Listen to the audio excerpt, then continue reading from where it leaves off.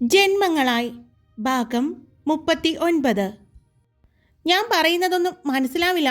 കാരണം ഇതെല്ലാം അനുഭവത്തിൽ വന്നാൽ മാത്രമേ നമുക്ക് പഠിക്കാൻ പറ്റൂ. അല്ലെങ്കിൽ ഇതൊന്നും അറിയാനേ പറ്റില്ല. അവൻ പറഞ്ഞു. നിന്നോട് സംസാരിച്ചാൽ എനിക്ക് തലയ്ക്ക് വട്ടാകും എന്ന് പറഞ്ഞുകൊണ്ട് അമ്മ അവിടെ നിന്നും പോയി.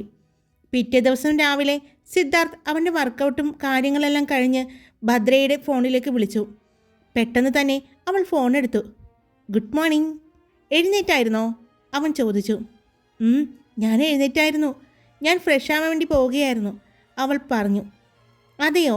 തല നനയ്ക്കണ്ട കേട്ടോ, അവൻ ഓർമ്മിപ്പിച്ചു.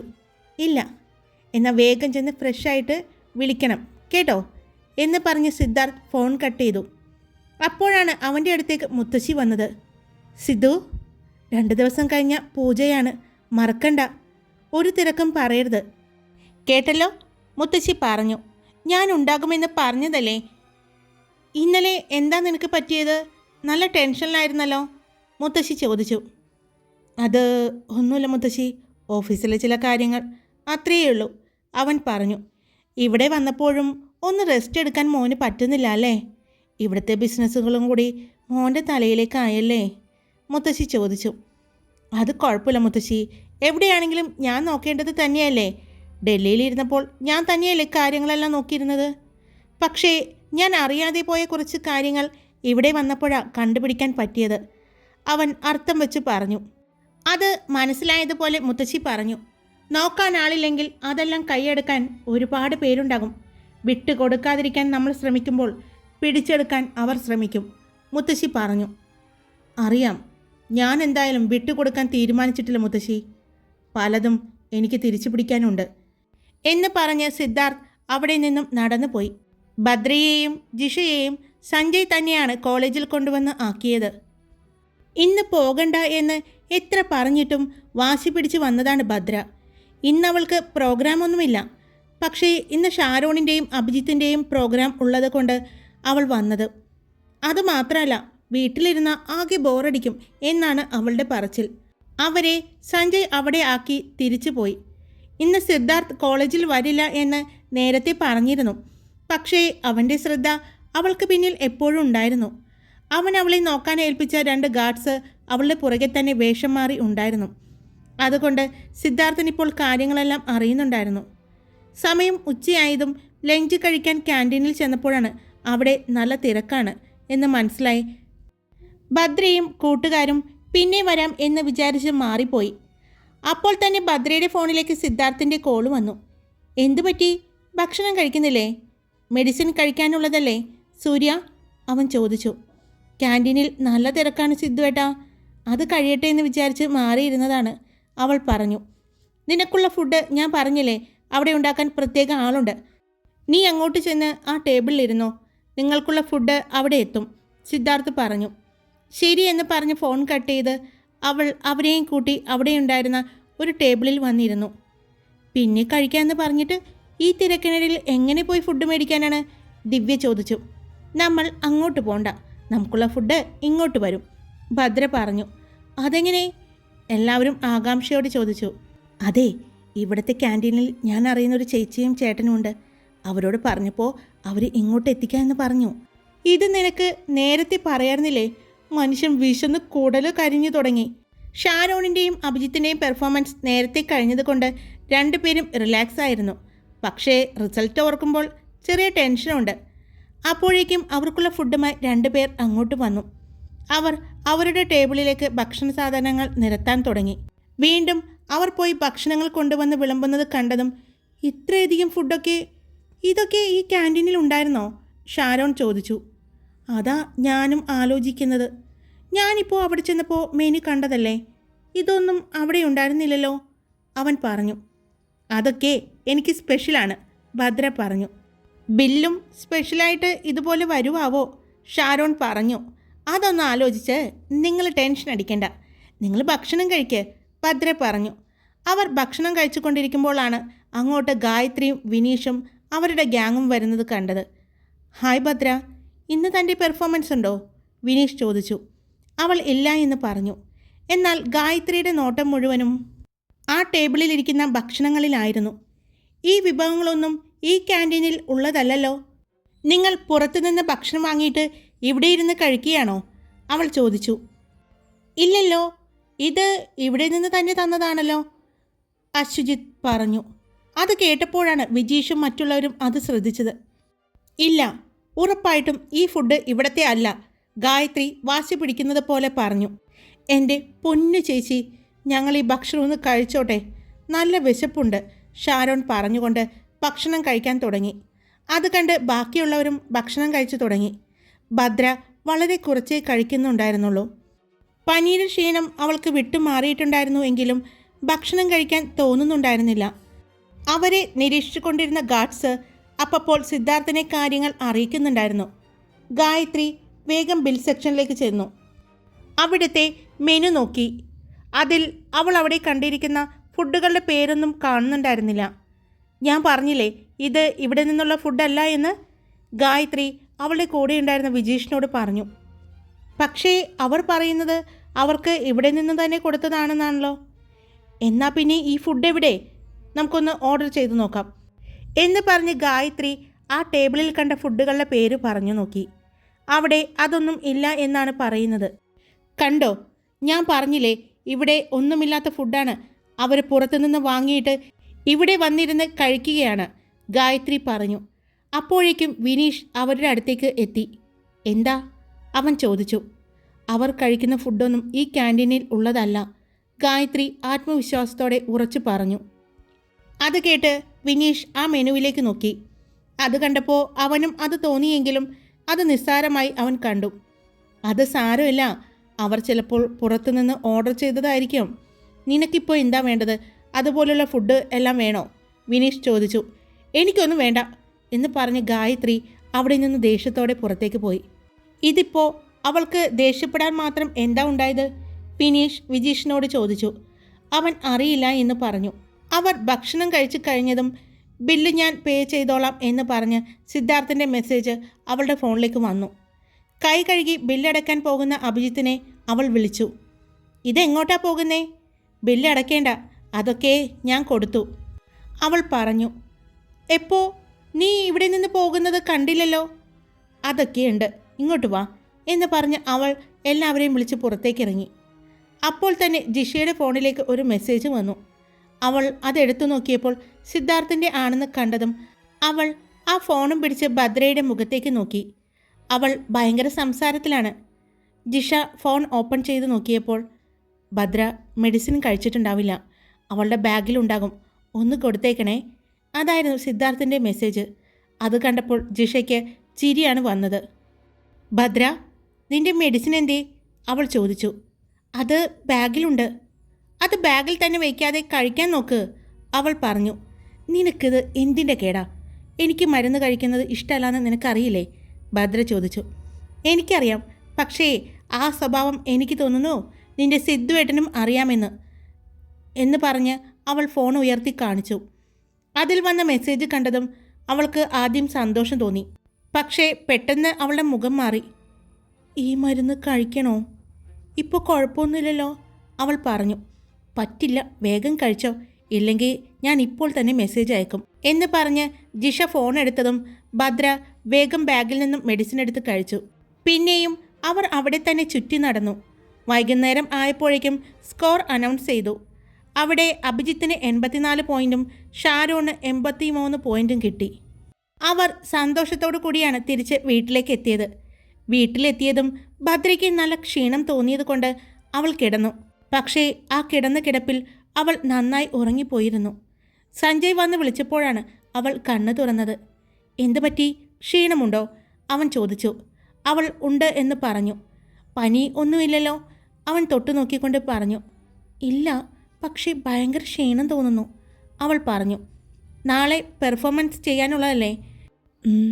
ക്ഷീണമാണ് എന്ന് പറഞ്ഞു നിന്നാൽ എങ്ങനെ ശരിയാവാനാ? അവൻ ചോദിച്ചു. അറിയില്ല, പനി പൂർണ്ണമായും വിട്ടുമാറിയിട്ടില്ല എന്ന് തോന്നുന്നു, അവൾ പറഞ്ഞു. ഇപ്പോഴത്തെ പനി അങ്ങനെയാണ്. എന്തായാലും മോള് റെസ്റ്റ് എടുക്ക്, ഞാൻ പോയി ഭക്ഷണം എടുത്തിട്ട് വരാം എന്ന് പറഞ്ഞ് സൂരജ് താഴേക്ക് പോയി. അവൻ ഭക്ഷണം എടുത്തുകൊണ്ടുവന്ന് ഭദ്രയ്ക്ക് കൊടുത്തു. അപ്പോൾ സിദ്ധാർത്ഥ് വീഡിയോ കോളിൽ അവളുടെ കൂടെ തന്നെ ഉണ്ടായിരുന്നു. ഭക്ഷണം മുഴുവനും കഴിച്ച് മെഡിസിനും കൊടുത്ത് അവളെ ബെഡിലേക്ക് കിടത്തി പുതപ്പിച്ച് കൊടുത്തതിന് ശേഷമാണ് സഞ്ജയ് അവിടെ നിന്ന് പോയത്. സഞ്ജയ് സിദ്ധാർത്ഥിനെ ഫോണിൽ വിളിച്ചു. സിദ്ധാർത്ഥ്, ഞാനാണ് സഞ്ജയ്. മോൾക്ക് നല്ല ക്ഷീണമുണ്ടെന്ന് തോന്നുന്നു. അവൾ പറയുന്നുണ്ട് നാളത്തെ പെർഫോമൻസ് മാറ്റിവെക്കാൻ എന്തെങ്കിലും കാരണവശാൽ പറ്റുമോ? ഈ അവസ്ഥയിൽ നാളെ അവൾ പെർഫോം ചെയ്താൽ എത്രത്തോളം നന്നാവുമെന്ന് അറിയില്ല. ഇനി അത് പെർഫോം ചെയ്ത് പൂർത്തിയാക്കാൻ അവൾക്ക് പറ്റുമോ എന്നും അറിയില്ലല്ലോ.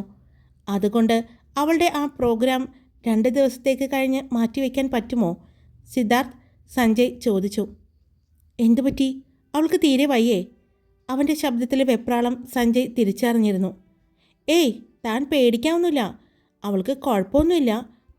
ആ പനി മാറിയതിൻ്റെ ഒരു ക്ഷീണം വന്നപ്പോൾ മുതൽ കിടക്കുകയാണ്. ഞാനിപ്പോൾ ഭക്ഷണവും മെഡിസിനും കൊടുത്തു. ഈ പെർഫോമൻസ് നമുക്ക് നിർണായകമാണല്ലോ, അതുകൊണ്ടാണ് ഞാൻ ചോദിച്ചത്. ഞാൻ വിളിക്കാം അങ്ങോട്ട് എന്ന് പറഞ്ഞ് ഫോൺ കട്ട് ചെയ്തു സിദ്ധാർത്ഥ്.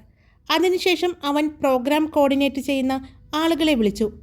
അപ്പോഴാണ് അവൻ്റെ ഫോണിലേക്ക് ഭദ്രയുടെ കോള് വരുന്നത് കണ്ടത്. അവൻ ഫോൺ എടുത്തു. സിദ്ധുവേട്ടാ എന്നുള്ള അവളുടെ അവശതയുള്ള ആ വിളി കേട്ടതും അവന് വിഷമമായി. എന്തു പറ്റി? ക്ഷീണമുണ്ടോ? പനി മാറിയില്ലേ? ഹോസ്പിറ്റലിൽ പോണോ? അവൻ ചോദിച്ചുകൊണ്ടേയിരുന്നു. അയ്യോ, എനിക്ക് കുഴപ്പമൊന്നുമില്ല, ഞാൻ ഓക്കെയാണ്. ഇതിപ്പോൾ പനി മാറിയില്ലേ, അതിൻ്റെ ക്ഷീണം മാത്രമേ ഉള്ളൂ. ഞാൻ ഓക്കെയാണ്. പിന്നെ ഞാനിപ്പോൾ വിളിച്ചത് എന്തിനാണെന്നറിയോ? നാളത്തെ എൻ്റെ പെർഫോമൻസ് കാണാൻ സിദ്ധുവേട്ടൻ ഉണ്ടാകുമോ? സിദ്ധുവേട്ടൻ ഇങ്ങനെ മുന്നിൽ നിൽക്കുമ്പോൾ എനിക്ക് ആ നൃത്തം സിദ്ധുവേട്ടന് വേണ്ടി ചെയ്യുന്നത് പോലെ തോന്നും. അതുകൊണ്ട് മനസ്സറിഞ്ഞ് ഞാൻ നൃത്തം ചെയ്യും. അതുകൊണ്ട് ചോദിച്ചതാണ്. വരാൻ പറ്റുമോ? അവൾ ചോദിച്ചു. പിന്നെ നിൻ്റെ ഒരു പെർഫോമൻസ് ഞാൻ എന്തായാലും വിട്ട് കളയില്ല. പക്ഷേ ഭദ്ര, നാളത്തെ പെർഫോമൻസ് ഞാൻ 2 ദിവസം കഴിഞ്ഞ് മാറ്റട്ടെ? അവൻ ചോദിച്ചു. അത് കേട്ടതും അവൾ പെട്ടെന്ന് ബെഡിൽ നിന്നും ചാടി എഴുന്നേറ്റിരുന്നു. എന്തിന്? അതിൻ്റെ ആവശ്യമൊന്നുമില്ല, എനിക്ക് കുഴപ്പമൊന്നുമില്ല. ഞാൻ നാളെ പെർഫോം ചെയ്യും. അത് മാറ്റിവെക്കാൻ നോക്കണ്ട. ഇപ്പോൾ എന്താ അങ്ങനെ തോന്നാൻ കാരണം? അവൾ ചോദിച്ചു. അല്ല, എൻ്റെ പെണ്ണിന് ക്ഷീണമുണ്ടെന്ന് തോന്നിയത് കൊണ്ട് ഞാൻ പറഞ്ഞതാണ്. എനിക്ക് ക്ഷീണമുണ്ടോ എന്ന് ചോദിച്ചാൽ ഉണ്ട്. പക്ഷേ അതൊരിക്കലും എൻ്റെ നൃത്തത്തെ ബാധിക്കില്ല. അത് ഞാൻ ഉറപ്പ് തരാം, അവൾ വാശിയോടെ പറഞ്ഞു. എന്നാലും സൂര്യ, ഒരു കുഴപ്പമുണ്ടാവില്ല, ഞാനല്ലേ പറയുന്നത്, എന്നെ വിശ്വാസമല്ലേ? അവൾ ചോദിച്ചു. ഇനി എന്ത് പറഞ്ഞിട്ടും കാര്യമില്ല എന്നറിയുന്നത് കൊണ്ട് പിന്നെ അവൻ അതിനെക്കുറിച്ച് സംസാരിച്ചില്ല. കുറച്ചു നേരം കൂടി അവളോട് സംസാരിച്ചതിന് ശേഷം അവളോട് വേഗം ഉറങ്ങിക്കൊള്ളാൻ പറഞ്ഞു. അവൻ ഫോൺ വെച്ചു. അപ്പോൾ തന്നെ സിദ്ധാർത്ഥ് സഞ്ജയെ വിളിച്ച് കാര്യം പറഞ്ഞു. എന്തായാലും നടക്കട്ടെ. അവളുടെ ആത്മവിശ്വാസം കൊണ്ട് തന്നെ നന്നായി അവൾക്ക് ചെയ്യാൻ പറ്റും. അതുകൊണ്ട് ഇനി അതിനെപ്പറ്റി ഒരു സംസാരം വേണ്ട. സംസാരിച്ചാൽ അവൾ കലിപ്പാവും, സഞ്ജുവും പറഞ്ഞു. പിറ്റേ ദിവസം രാവിലെ എഴുന്നേൽക്കുമ്പോൾ ഭദ്ര നല്ല സന്തോഷത്തിലായിരുന്നു. സിദ്ധു വിളിച്ചപ്പോഴും അവൾ വളരെ സന്തോഷത്തോടെയാണ് സംസാരിച്ചത്. നേരത്തെ അവൾ കോളേജിലെത്തി. ആദ്യത്തെ 10 നമ്പറുകളിൽ ഒന്ന് അവളുടേതാണ്. അതുകൊണ്ട് തന്നെ അവൾ വേഗം മേക്കപ്പ് ചെയ്യാൻ തുടങ്ങി. അവൾക്ക് ചുറ്റും ജിഷയും ഷാരോണും ദിവ്യയും അഭിജിത്തും ഉണ്ടായിരുന്നു. ഇന്ന് അശ്വജിത്തിനും ഭദ്രയ്ക്കും മാത്രമായിരുന്നു പെർഫോമൻസ് ഉണ്ടായത്. അശ്വജിത്ത് മറ്റൊരു സ്ഥലത്തായിരുന്നു മേക്കപ്പിന് വേണ്ടിയിരുന്നത്. അതുകൊണ്ട് ഭദ്രയുടെ ചുറ്റും എല്ലാവരും ഉണ്ടായിരുന്നു. മേക്കപ്പ് ചെയ്ത് കഴിഞ്ഞപ്പോൾ അവൾ സ്റ്റേജിനടുത്തേക്ക് നടന്നു. അവളുടെ ഫോണിൽ സിദ്ധുവിൻ്റെ കോള് വന്നു. ക്ഷീണമൊന്നുമില്ലല്ലോ, ഓക്കെ അല്ലേ എന്നെല്ലാം ചോദിച്ചു. അവൾ എത്ര പറഞ്ഞിട്ടും അവന് നല്ല ടെൻഷനുണ്ടായിരുന്നു.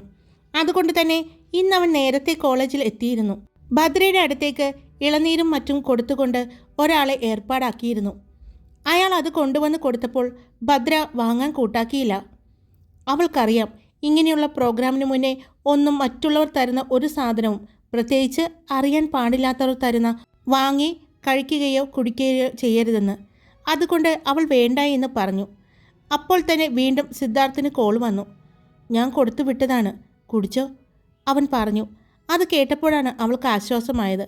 അവൾ ആ ഇളനീര് വാങ്ങി കുടിച്ചു. അല്പം കഴിഞ്ഞതും അവളുടെ നമ്പർ വിളിച്ചു. അവൾ സ്റ്റേജിലേക്ക് ചെന്നു. അന്നും ആ പനിയുടെ ക്ഷീണത്തിലും അവൾ ഭംഗിയായി തന്നെ നൃത്തം ചെയ്തു. എല്ലാവരും അവളുടെ 2 പെർഫോമൻസും കണ്ടതുകൊണ്ട് തന്നെ അവളിൽ നിന്നും എന്തെങ്കിലും പ്രതീക്ഷിച്ചിരുന്നു. അതുപോലെ തന്നെ അവൾ ഭംഗിയായി പുതുമയാർന്ന ഒരു നൃത്തമാണ് അന്ന് അവതരിപ്പിച്ചത്. അവൾ ശിവപാർവതി താണ്ഡവമായിരുന്നു അന്നവിടെ അവതരിപ്പിച്ചത്. എല്ലാവരെയും ആകാംക്ഷയുടെ മുൾമുനയിൽ നിർത്തിക്കൊണ്ട് മനോഹരമായ ആ നൃത്തം അവതരിപ്പിച്ചു. എല്ലാവരുടെയും കണ്ണുകൾക്ക് ഒരു നൃത്ത വിസ്മയം തന്നെയായിരുന്നു അവളുടെ ആ നൃത്തം. നൃത്തം കഴിഞ്ഞതും എല്ലാവരും നിറഞ്ഞ കയ്യടിയായിരുന്നു. അവിടെ നിന്നും സന്തോഷപൂർവ്വം ഇറങ്ങിയ ഭദ്ര ഡ്രസ്സ് മാറാനായി പോകുമ്പോഴാണ് അവളുടെ അടുത്തേക്ക് വിനീഷ് വരുന്നത്. സൂര്യഭദ്ര, നന്നായിരുന്നു. ഇത്രയും ഭംഗിയായി നൃത്തം ഞാനിതുവരെ കണ്ടിട്ടില്ല എന്ന് വരെ തോന്നിപ്പോയി. അത്രയും മനോഹരമായി താൻ ചെയ്തിട്ടുണ്ട്, അവൻ പറഞ്ഞു. അവൾ അവനെയൊന്ന് നോക്കി, ഒന്ന് ചെറുതായി പുഞ്ചിരിച്ചതേയുള്ളൂ. അപ്പോഴും അവളുടെ കൂട്ടുകാരെല്ലാവരും അവളുടെ കൂടെ തന്നെ ഉണ്ടായിരുന്നു. ഇനി എന്നാണ് തൻ്റെ അടുത്ത പെർഫോമൻസ്? അവൻ ചോദിച്ചു. 3 ദിവസം കഴിഞ്ഞ്, അവൾ പറഞ്ഞു. അവിടെ നിന്നും നടന്നുപോയി. ഈ വിനീഷ് ഒരു പാരയാകും എന്നാണ് എനിക്ക് തോന്നുന്നത്, ജിഷ ഭദ്രയെ നോക്കിക്കൊണ്ട് പറഞ്ഞു. എന്നാൽ അവൾ അതിനൊന്നും പറയാതെ ഡ്രസ്സിംഗ് റൂമിലേക്ക് നടന്നു. ഡ്രസ്സ് മാറി അവൾ പുറത്തേക്ക് ഇറങ്ങിയപ്പോൾ അവളുടെ കയ്യിലേക്ക് ജിഷ ഒരു ബോക്സ് കൊടുത്തു. അത് തുറന്നു നോക്കുമ്പോൾ അവൾക്കുള്ള ഫുഡായിരുന്നു. ഇതെന്താ? അവൾ ചോദിച്ചു. ഇത് ഞാൻ വാങ്ങിയതല്ല, നിന്റെ ചെക്കൻ വാങ്ങി തന്നതാ. ഇതാ ഫോണിലുണ്ട് എന്ന് പറഞ്ഞ് ജിഷ അവൾക്ക് നേരെ ഫോൺ നീട്ടി. ഫോൺ വാങ്ങി സംസാരിച്ചപ്പോൾ ഇന്ന് അല്പം തിരക്കാണെന്നും അതുകൊണ്ട് വേഗം പോവുകയാണ് എന്നും പറഞ്ഞു. അവൻ ഫോൺ കട്ട് ചെയ്തു. അത് കേട്ടപ്പോൾ ചെറിയൊരു നിരാശ തോന്നി. കാരണം ഇന്ന് അവൾക്ക് അവൻ്റെ കൂടെ കുറച്ച് സമയം ഇരിക്കണമെന്ന് ഒരുപാട് ആഗ്രഹിച്ചിരുന്നു. പിന്നീട് അവൻ്റെ തിരക്കും കാര്യങ്ങളും അറിയാവുന്നത് കൊണ്ട് അവൾ ആ വിഷമം മാറ്റിവെച്ചു. അങ്ങനെ എല്ലാവരും അന്നത്തെ ദിവസം കാത്തിരുന്നു. സിദ്ധാർത്ഥ് ആ സമയം ഒരു മീറ്റിങ്ങിലായിരുന്നു. പക്ഷേ റിസൾട്ട് അനൗൺസ് ചെയ്യാൻ പോകുന്നത് ഭദ്രയുടെ ഗാർഡ്സ് വിളിച്ച് പറഞ്ഞതും അവൻ ആകാംക്ഷയോടെ കാത്തിരുന്നു. അവൻ കുറച്ച് സമയത്തേക്ക് മീറ്റിങ്ങിന് ബ്രേക്ക് കൊടുത്തു. അന്നത്തെ ഭദ്രയുടെ പെർഫോമൻസിന് അവൾക്ക് 98 പോയിൻ്റാണ് കിട്ടിയത്. അത് അത്രയും ദിവസത്തെ പെർഫോമൻസുകളിൽ ഏറ്റവും ഉയർന്ന സ്കോറായിരുന്നു. എല്ലാവരും അവളെ അഭിനന്ദിച്ചു. സിദ്ധാർത്ഥിനും ഒരുപാട് സന്തോഷമായിരുന്നു. ആ സന്തോഷത്തിനിടയിലും അവളെ കാണാൻ പറ്റാത്തതിൻ്റെ വിഷമം ഉണ്ടായിരുന്നു. എന്നാൽ പെട്ടെന്നായിരുന്നു അവൻ്റെ ഗാർഡ്സ് അവനെ വീണ്ടും കോൾ ചെയ്തത്. സർ, ഇവിടെ ചെറിയൊരു പ്രശ്നമുണ്ട്. മാഡത്തിൻ്റെ അടുത്തേക്ക് മറ്റൊരു കോളേജിൽ നിന്ന് വന്ന ഒരാൾ പ്രണയാഭ്യർത്ഥന നടത്തി. അത് കേട്ടതും സിദ്ധാർത്ഥ് ആകെ ദേഷ്യം കൊണ്ട് വലിഞ്ഞു മുറുകി. അവൻ പെട്ടെന്ന് ആ മീറ്റിംഗ് ഹാളിൽ നിന്ന് പുറത്തേക്ക് വന്നു. ആര്? അവൻ്റെ പേരെന്താണ്? കോളേജ്, എല്ലാ ഡീറ്റെയിൽസും എനിക്കറിയണം, അവൻ പറഞ്ഞു. സർ, അത് പ്രശസ്തനായ ഒരു സിനിമാ താരത്തിൻ്റെ മകനാണ്. അവരുടെ കോളേജിൽ നിന്നും മ്യൂസിക് സെക്ഷനിൽ പങ്കെടുക്കാൻ വേണ്ടി എത്തിയതാണ്. എത്രയും പെട്ടെന്ന് എനിക്ക് ആ ഭാഗത്തുള്ള CCTV ദൃശ്യങ്ങൾ കാണണം, സിദ്ധാർത്ഥ് പറഞ്ഞു. ഓക്കെ സാർ എന്ന് പറഞ്ഞ് അവർ കോള് കട്ട് ചെയ്തു. സിദ്ധാർത്ഥ് അപ്പോൾ തന്നെ ഭദ്രയുടെ ഫോണിലേക്ക് കോൾ ചെയ്തു. ഭദ്ര ഫോൺ എടുത്തു. സിദ്ധുവേട്ടാ, മീറ്റിംഗ് കഴിഞ്ഞോ? അവൾ വളരെ നോർമലായി അവനോട് സംസാരിച്ചു. ഇല്ല, പക്ഷേ ഞാനിപ്പോൾ അങ്ങോട്ട് വരും, അവൻ പറഞ്ഞു. ഞാൻ വന്നിട്ട് നീ പോയാൽ മതി, അവൻ പറഞ്ഞു. എന്തുപറ്റി സിദ്ധുവേട്ടാ, എന്തെങ്കിലും പ്രശ്നമുണ്ടോ? അവൾ ചോദിച്ചു. ഭദ്ര, അവിടെ ഇന്നെന്തെങ്കിലും സംഭവിച്ചോ? അവൻ്റെ ആ വിളിയിൽ തന്നെ അവൾക്ക് കാര്യം മനസ്സിലായിരുന്നു. എൻ്റെ പൊന്ന് സിദ്ധുവേട്ടാ, ഇവിടെ അതിന് മാത്രം പ്രശ്നമൊന്നും ഉണ്ടായില്ല. ഒരാൾ എന്നോട് ഇഷ്ടം പറഞ്ഞു, ഞാനത് താല്പര്യമില്ല എന്ന് പറഞ്ഞ് റിജക്റ്റ് ചെയ്തു. അത്രയേ ഉള്ളൂ. അതിന് ഇത്രയും ദേഷ്യം വരണോ? അവൾ ചോദിച്ചു. നീ എന്താ എന്നോട് പറയാതിരുന്നത്? അതിന് മാത്രം ഒന്നുമില്ലല്ലോ. ഇവിടെ ഇതുപോലെ ഒരുപാട് സംഭവങ്ങൾ ഇപ്പോൾ നടക്കുന്നുണ്ട്, ഞാൻ കണ്ടിട്ടുണ്ട്. അതിൻ്റെ കൂട്ടത്തിൽ എനിക്കും കിട്ടി, അത്രയേ ഉള്ളൂ. പക്ഷേ ഞാൻ പറഞ്ഞു, സോറി, എനിക്ക് വേണ്ടി ഒരു കലിപ്പൻ കാത്തിരിക്കുന്നുണ്ട്, അതുകൊണ്ട് താല്പര്യമില്ല എന്ന് ഞാൻ പറഞ്ഞിട്ടുണ്ട്, അവൾ പറഞ്ഞു. പിന്നെ സിദ്ധുവേട്ടനെ അറിയിക്കാതിരുന്നത്. സിദ്ധുവേട്ടാ, ആ ചെക്കൻ നന്നായി പാട്ട് പാടുന്ന ആളാണ്. എന്തിനാണ് സിദ്ധുവേട്ടാ ഈ ഷോയിൽ നിന്നും ഇക്കാര്യം പറഞ്ഞ് ആ ചെക്കൻ്റെ അവസരം ഞാനായിട്ട് ഇല്ലാതാക്കുന്നത് എന്ന് വിചാരിച്ചിട്ടാണ്, അവൾ പറഞ്ഞു. ഞാനൊരു കാര്യം പറഞ്ഞേക്കാം, ഇങ്ങോട്ട് വന്ന് ഇവിടെ എന്തെങ്കിലും പ്രശ്നം ഉണ്ടാക്കാമെന്ന് വിചാരിച്ചാൽ അറിയാലോ സൂര്യഭദ്രയുടെ സ്വഭാവം സിദ്ധാർത്ഥ് മേനോന് താങ്ങില്ല. അതുകൊണ്ട് മര്യാദയ്ക്ക് മീറ്റിംഗ് അറ്റൻഡ് ചെയ്ത് അവിടെ ഇരുന്നോ, കേട്ടല്ലോ, അവൾ അല്പം ദേഷ്യത്തിൽ പറഞ്ഞു. അത് കേട്ട് അവന് ചിരിയാണ് വന്നത്. അപ്പോൾ ഞാൻ ഇടപെടണ്ട എന്നാണോ പറയുന്നത്? അവൻ ചോദിച്ചു. അയ്യോ വേണ്ട, എനിക്ക് അറിയാൻ സാധിച്ചത് അടുത്ത പെർഫോമൻസ് ഞാൻ ആ ചെക്കൻ്റെ പാട്ടിനനുസരിച്ചായിരിക്കും ചെയ്യുന്നത് എന്നാണ്. അതുകൊണ്ട് ദൈവത്തെ ഓർത്ത് സിദ്ധുവേട്ടൻ ഓരോ പ്രശ്നങ്ങൾ ഉണ്ടാക്കി വെക്കരുത്. അവനെങ്ങാനും എനിക്ക് ചുവടുകൾ വയ്ക്കാൻ പറ്റാത്ത രീതിയിലുള്ള ഏതെങ്കിലും പാട്ട് സെലക്ട് ചെയ്ത് പാടിക്കഴിഞ്ഞാൽ പിന്നെ എന്നോട് എന്ത് പറ്റി മാർക്ക് കുറയാൻ എന്നൊന്നും ചോദിച്ചിട്ട് കാര്യമില്ലേ? അവൾ പറഞ്ഞു. ശരി, ഞാനായിട്ട് ഇനിയൊന്നും പറയുന്നില്ല. പക്ഷേ ഇനി എന്തെങ്കിലും ഒരു പ്രശ്നം അവൻ്റെ ഭാഗത്തു നിന്ന് ഉണ്ടായാൽ, പ്രശ്നമല്ല ഒരു സംസാരം അവൻ്റെ ഭാഗത്തു നിന്ന് ഉണ്ടായി എന്ന് ഞാൻ അറിഞ്ഞാൽ ഞാൻ ഇടപെടും, അവൻ പറഞ്ഞു. ഓ ശരി, സമ്മതിച്ചു, അവൾ പറഞ്ഞു. അപ്പോൾ സാറ് ഇപ്പോൾ വന്ന വഴി തന്നെ തിരിച്ചു നടന്നോ? എന്നിട്ട് പോയി മീറ്റിംഗ് അറ്റൻഡ് ചെയ്യ്. ഞാൻ വീട്ടിലേക്ക് പോവുകയാണ്. സഞ്ജുവേട്ടൻ വന്നിട്ടുണ്ട്, അവൾ പറഞ്ഞുകൊണ്ട് സഞ്ജുവിൻ്റെ അടുത്തേക്ക് ചെന്നു. അപ്പോഴേക്കും ജിഷ അവനോട് കാര്യങ്ങളെല്ലാം പറഞ്ഞിരുന്നു. അവനും ആകെ ദേഷ്യത്തിൽ തന്നെയായിരുന്നു. എവിടെ, എനിക്കൊന്ന് കാണണമല്ലോ അവനെ, സഞ്ജയ് പറഞ്ഞു. ഓ ദാ വരുന്നു. അപ്പോൾ അടുത്തത് ഒരെണ്ണത്തിനെ പിടിച്ച് തണുപ്പിച്ച് വരുമ്പോഴേക്കും അടുത്തത് തിളച്ച് മറിഞ്ഞു വരും. ഇവർ രണ്ടുപേരെയും ഏതെങ്കിലും ഐസ് ഫാക്ടറിയിൽ കൊണ്ടുപോയി ഇടണം, അവൾ പറഞ്ഞു. ഇതൊക്കെ ഒരു രസമല്ലേ?